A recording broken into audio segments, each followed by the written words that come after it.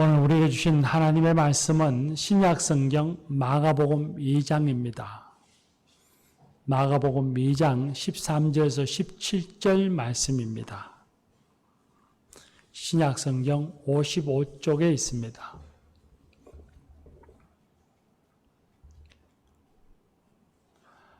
마가복음 2장 13절에서 17절의 말씀입니다. 이제 하나님의 말씀을 경청하시겠습니다.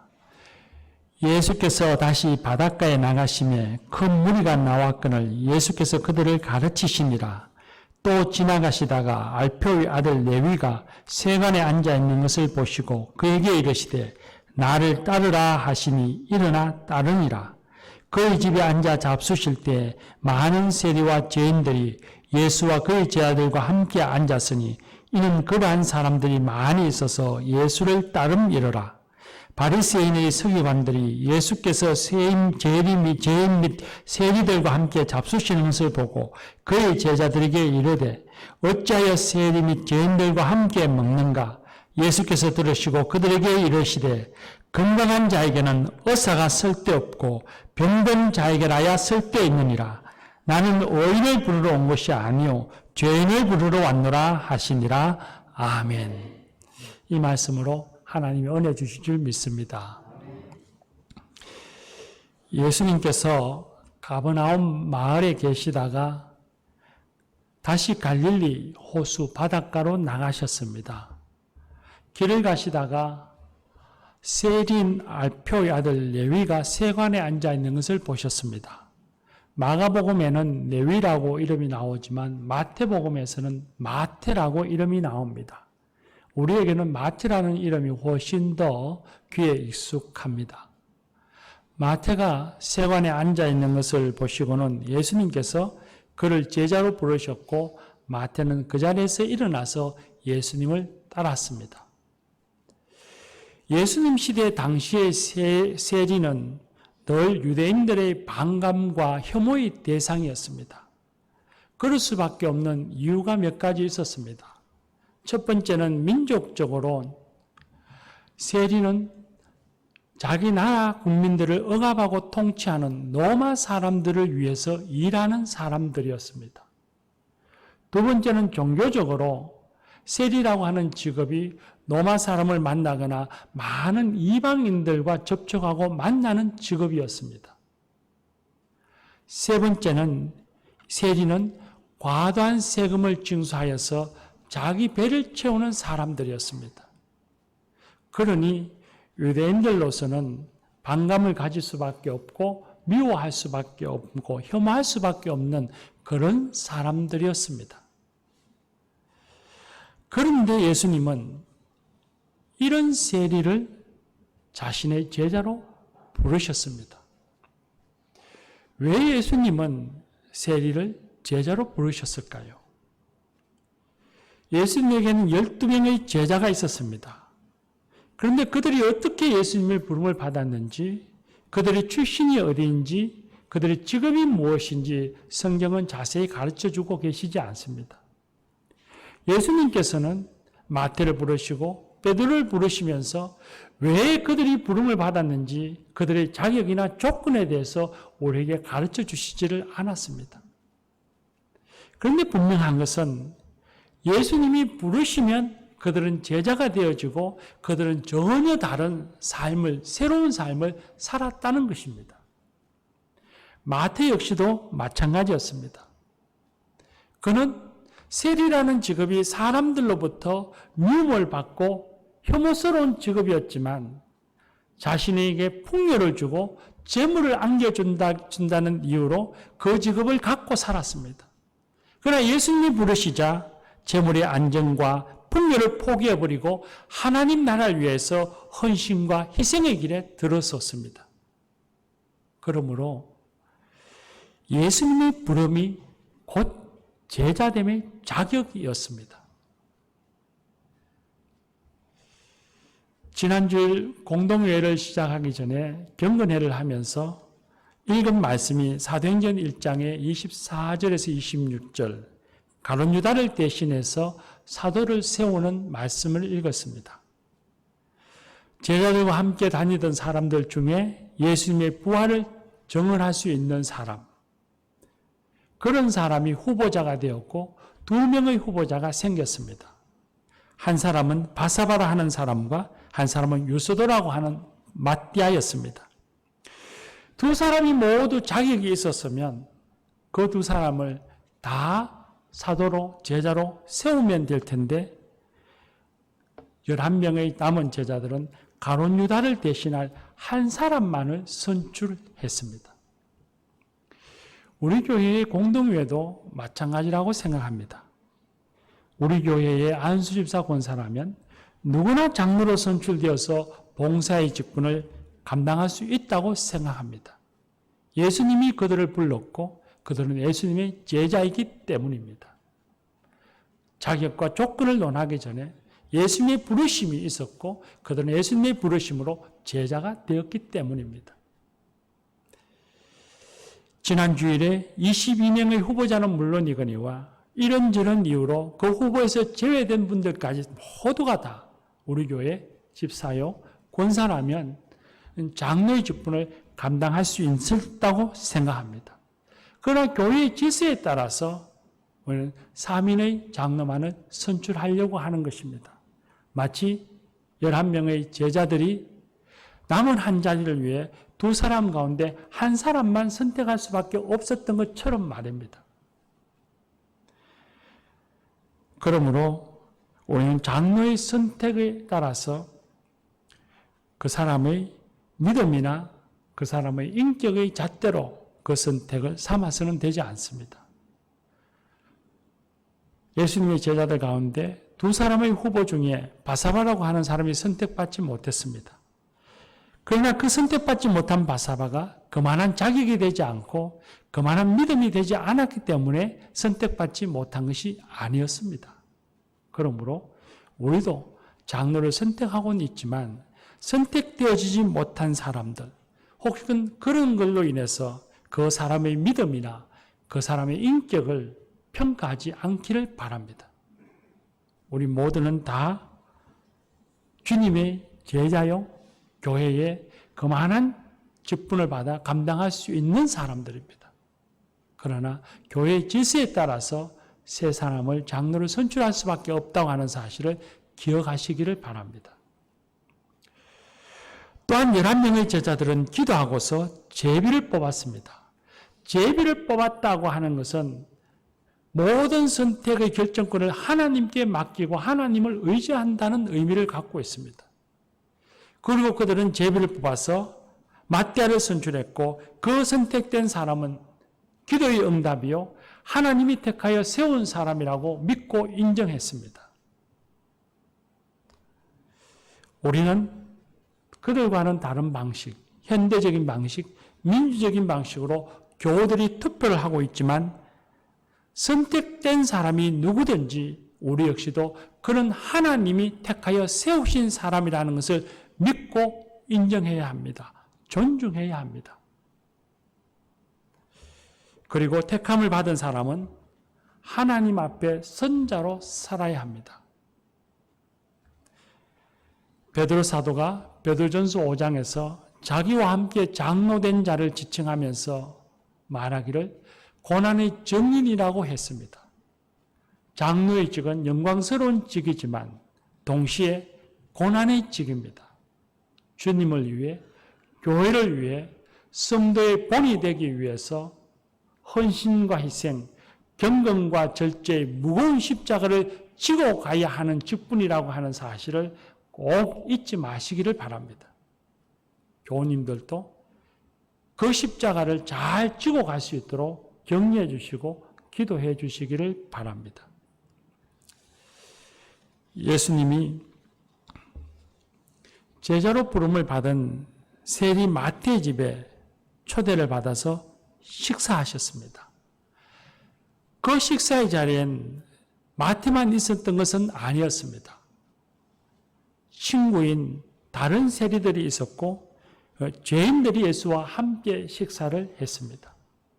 그 모습을 보고 있던 바리새인 서기관들이 예수님의 제자들에게 말합니다. 어찌하여서 세리와 죄인들과 함께 먹는가 하면서 예수님의 행동을 비난했습니다. 예수님 당시의 죄인이라고 하면 비도덕적인 삶을 살아가는, 토색하는 사람, 남의 것을 강제로 뺏는 사람입니다. 불의를 행하는 사람들, 간음하는 사람들, 세리와 같은 사람들, 그런 사람들을 가리키기도 하지만 율법학자들, 서기관들이 정해놓은 율법의 수많은 규칙과 규례를 지키지 못하는 사람들도 죄인이라고 칭했습니다. 간음한 사람만 죄인이 아니라 돼지고기를 먹은 사람도 죄인이라고 했습니다. 도둑질한 사람만 죄인이 아니라 식사 전에 손을 씻는 횟수와 정해진 방식으로 하지 않은 사람도 죄인이라고 칭했습니다. 마태의 집 손님들 중에는 도덕적인 법을 어긴 사람들, 생활 태도가 문란한 사람들도 있었겠지만 동시에 틀림없이 서기관들이 정한 율법의 규칙과 규례를 제대로 지키지 못하는 사람들도 많이 있었을 것입니다. 그리고 그들 가운데에 어떤 이는 고의로 그 규칙을 지키지 않은 사람도 있겠지만 어떤 이들은 삶의 형편에 의해서 먹고 사는 일이 힘들고 바빠서 그 규칙을 지키고 싶으나 생활 형편이 그러지 못해서 지키지 못하고 살아가는 사람들도 많이 있었을 것입니다. 그럼에도 불구하고 바리새인들 같이 철저한 율법주의자들, 오늘 성경에 나오는 사람들처럼 스스로 경건하고 스스로 의롭다고 여기는 사람들은 서기관들의 전통대로, 규칙대로 규례를 지키지 못하는 사람들을 죄인이라고 낙인을 찍어서 손가락질하고 멸시하고 그들을 경원시했습니다. 그들을 대접하지도 않았고 그들의 대접에 참여하지도 않았고 자신들도 부정해질까 봐 그들과 함께 자리를 하지 않았습니다. 그런데 예수님은 아무런 거리낌 없이 일부러 그런 사람들을 가까이 했고 그들과 식사를 했습니다. 예수님은 바리새인들의 비난의 말을 듣고서 말씀하셨습니다. 건강한 자에게는 의원이 쓸데없고 병든 자에게라야 쓸데있느니라. 예수님께서는 자신을 의사로 비유하시면서 의사가 건강한 자, 그런 사람들이 아니라 병든 자를 치료하는 사람인 것처럼 예수님 자신도 사람들이 병들었다고 말하는 사람, 내게 의사가 필요하다고 말하는 사람, 그런 사람들과 함께 있다고 말씀하십니다. 그리고 이어서 하시는 말씀이 내가 의인을 부르러 온 것이 아니라 죄인을 부르러 왔노라 하셨습니다. 사람들이 자기 스스로를 죄인이라고 인식하고 내게 의사가 필요합니다. 내게 예수님의 도움이 필요합니다. 예수님의 치유하심이 필요합니다. 라고 인식하고 고백하는 사람, 그 사람에게 임하신다고 말씀하십니다. 그러나 반대로 스스로 의롭고 경건하다고 말하고 스스로 건강하여서 의사가 필요 없다고 말하는 사람에게는 예수님이 계시지 않는다고 말씀하고 계십니다. 함께 식사를 한다는 것이 어떤 의미인지를 우리가 좀 깊이 생각해 볼 필요가 있습니다. 함께 식사를 한다는 것은 표면적으로 보면 같은 식탁에서 음식을 함께 나누어서 함께 식사를 같이 먹는 것 정도로 이해할 수 있습니다. 그러나 그런 표면적인 모습 외에 그 이면에는 더 깊은 뜻이 있습니다. 한 식탁에서 함께 식사를 한다는 것은 그 식탁에 참여한 사람들이 서로의 우정과 서로의 신뢰와 가족됨을 인정한다는 것을 갖고 있습니다. 나그네를 자신의 밥상에 초대한다고 하는 것은 그 나그네는 내 적이 아니고 당신은 내 형제입니다 라는 것을 인정하는 것입니다. 더 나아가서는 내 가족들의 식탁에 나그네를 초대한다는 것은 당신은 또 다른 의미에서 나의 가족입니다 라고 하는 것을 인정하는 것입니다. 반대로 식탁에 함께 앉기를 거부한다는 것은 상대방을 친구로 생각하지 않고 적으로 간주한다는 의미가 담겨 있습니다. 그래서 요즘 정치계를 보면 대통령이 야당 대표를 식사에 초대하는데 야당 대표가 함께 앉기를 거부합니다. 그 거부하는 의미 속에는 지금은 당신과 협력할 마음이 없습니다. 지금 당신과 우리는 싸우는 중입니다. 지금 당신을 신뢰할 수 없습니다. 라는 의미를 갖고 있습니다. 이것처럼 우리가 식탁에 함께 앉아서 음식을 먹고 마신다고 하는 것은 그 앉은 사람들 서로 간에 신뢰와 우정과 평화를 보정하는 그런 의미를 갖고 있습니다. 예수님과의 함께 먹고 마시는 식탁의 교제도 마찬가지로 이런 의미들이 그대로 적용되어집니다. 예수님의 식탁에 참여한다고 하는 것은 하나님과 그 식탁에 참여해서 음식을 먹는 사람들 사이에 놓인 장벽, 화해를 이루지 못하는 그 장벽들이 다 무너져 내리고 하나님과 사람 사이에 화해가 일어나고 구원의 역사가 일어난다는 것을 의미합니다. 또한 예수님의 식탁에 앉아서 함께 먹고 마심으로 말미암아서 예수님이 주시는 삶의 기쁨과 평안을 누리며 살아간다는 것을 의미하고 있습니다. 오늘 성경 말씀에 나오는 세리마태, 그리고 그의 친구들인 세리들, 그리고 이런저런 이유로서 율법의 규칙과 규례를 지키지 못하여 사회로부터도 죄인이라고 지목되어지고 스스로도 죄인이요 부족한 사람이라고 여기는 그 사람들, 그들에게 예수님은 찾아오셨고, 그리고 죄인된 그들은 예수님과 함께 식탁에 앉음으로써 하나님으로부터 죄 용서함을 받고 하나님의 자녀가 되는 구원의 은혜를 받았습니다. 그리고 예수님과 함께 먹고 마심으로써 바리새인들에게는 죄인이라고 멸시받고 천대를 받았지만 일상에서 예수님과 함께 먹고 마시는 평안과 기쁨의 복을 누렸습니다. 죄인을 부르러 왔노라 하신 예수님께서 죄인과 함께 하셨고 그 죄인에게 구원의 은혜와 복을 주셨습니다. 반대로 스스로 어렵다고 생각하고 예수님의 식탁의 교제를 비난하였던 바리새인들은 예수님과 식탁의 교제가 필요하지 않다고 생각했습니다. 그들은 자신들 스스로가 의사가 필요 없는 건강한 사람이라고 여겼던 것입니다.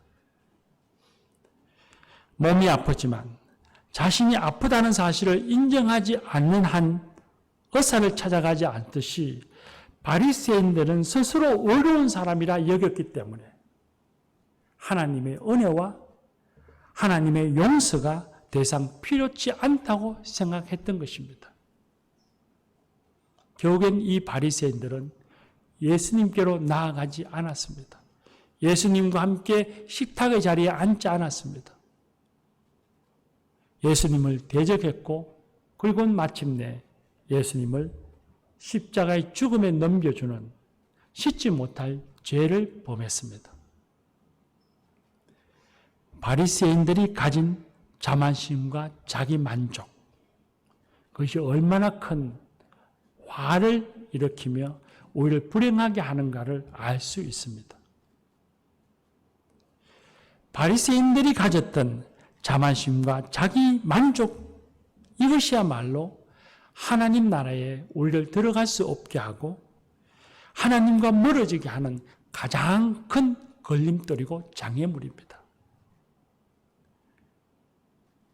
요한복음 9장에 보면 예수님께서 태어나면서부터 앞을 보지 못하는 장애물을 보게 하셨고 치유해 주셨는데 예수님이 치유하심을 끝끝내 부인하던 이 바리새인들에게 예수님은 이렇게 말씀하셨습니다. 너희가 본다고 하니 너희 죄가 그대로 있느니라고 했습니다. 너희가 본다고 하니 우리가 다 알고 있습니다. 우리가 모든 것을 제대로 인식하고 있고 볼 수 있고 모든 것을 다 깨달아 압니다. 라고 말하는 너희들이 죄가 그대로 있느니라. 너희 죄가 용서받지 못하였느니라 말씀하셨습니다. 교우 여러분, 옛 속담에 벼는 익을수록 고개를 숙인다고 했습니다. 사람이 잘 될수록 겸손해져야 한다는 의미를 담는 속담입니다. 그런데 이 속담을 우리가 좀 역으로 생각해 보면 이 속담이 생긴 이유가 사람이 잘 될수록 모두가 다 겸손해진다면, 그런 사람들만 있다면 이런 속담이 생기지 않았을 것입니다. 사람들은 잘 될수록 겸손해지기보다는 교만해지기가 쉬우니 이런 속담을 주어서 격언으로 삼았을 것입니다. 사람들은 세월이 흘러 나이가 많아지고 어디에서든지 어른 대접을 받기 시작하면 쉬 교만해져서 나이값 하려고 합니다. 자꾸 사람들을 가르치려고 하고 간섭하려고 합니다. 말이 많아집니다.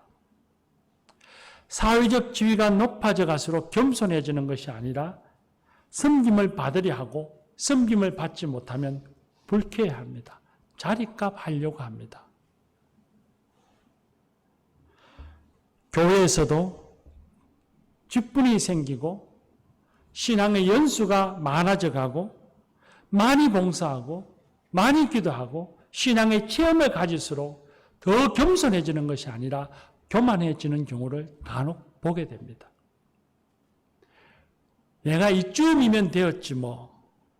내가 얼마나 봉사를 많이 하고 있는데, 내가 얼마나 기도를 많이 하고 있는데, 내가 그래도 직분이 있는 사람인데, 그렇게 자기 만족과 자만심에 빠지는 일들이 간혹 있습니다. 이런 누구도 예외가 없습니다. 우리 모두가 그러기가 쉽습니다. 그러므로 이런 교만에 빠지지 않도록 자기 스스로를 매우 경계해야 합니다. 어떤 이들은 자신을 자랑하며 타인을 무시하는 것이 자기 존재를 드러내고 자신의 우월감을 드러낸다고 생각하며 삽니다. 그런데 그건 매우 큰 착각입니다. 자신을 자랑하면서 남을 무시하는 사람은 오히려 자기 자신을 더 비참하게 만드는 사람입니다. 그리고 그런 사람들이 서 있는, 그런 사람들과 함께 생활하는 가족, 그 가정, 교회, 직장, 그 사람으로 인해서 그 공동체가 고통받게 됩니다. 그래서 주님께서는 말씀하셨습니다. 빌립보서 2장 말씀에 겸손한 마음으로 자신보다 남을 낮게 여기라고 말씀하셨습니다. 사랑하는 교우 여러분, 예수님께서 오늘 우리들에게 말씀하십니다. 나는 의인을 부르러 온 것이 아니라 죄인을 부르러 왔노라 말씀하셨습니다. 스스로 의롭다고 하고 다른 사람들보다 내가 더 낫다고 말하고 우월하다고 인식하고 행동하는 교만한 사람, 교만한 심령, 교만한 삶에는 예수님이 계시지 않으리라고 말씀하십니다.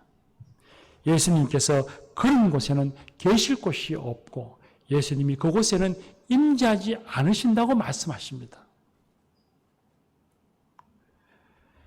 혼자 잘하는데, 건강하다는데, 어렵다는데 예수님이 왜 계시겠으며 예수님이 무엇 필요하시겠습니까? 그러나 정말 그 사람 건강하고 정말 어려운 사람일까요? 우리 모두는 다 죄인입니다. 하나님 앞에 선 죄인이고 사람들 사이에서도 우리는 저마다 너나 할 것 없이 부족함이 있고 어리석음이 있는 연약한 사람들입니다. 겉으로 보기에는 대단해 보일지 모르지만 그 내면을 보면, 그 심령을 보면 그 본성은 다 죄인들입니다. 그러므로 우리 모두는 예외 없이 예수님이 꼭 필요한 사람들입니다. 예수님과의 식탁 교제가 반드시 필요한 사람들입니다. 사랑하는 교우 여러분, 자신이 죄인임을 잊지 말고 겸손히 하나님의 은혜를 구하며 삽시다.